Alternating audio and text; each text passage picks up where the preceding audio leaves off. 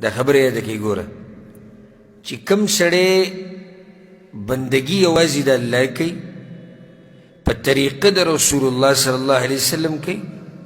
د ګناهونو نه توبې وباسي او استغفار ډېر کوي الله ورله مزېدار ژوند ورکوي الله ورله ښایسته ژوند ورکوي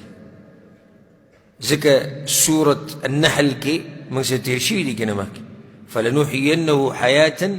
طیبه الله وایي زه به ورله د خوشحالو ژوند ورکم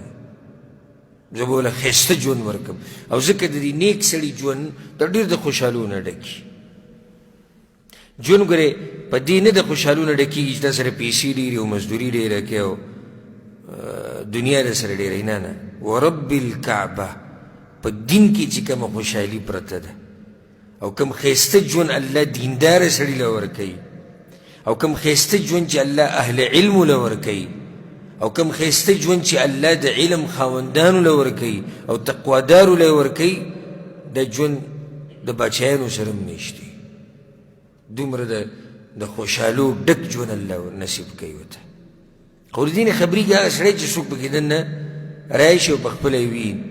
اوس یو سړی بېدینې او لري نو هغه ته خو سکون په چرسو کې او په شرابو کې او په سیګرټ کې او په نسوار کې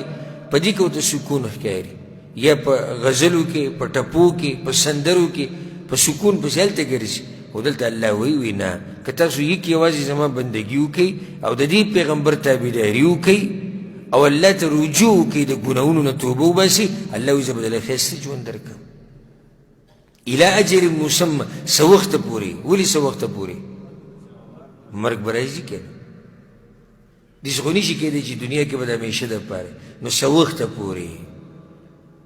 وخته پورې الله وایي ښه ښایسته ژوند به در درکړم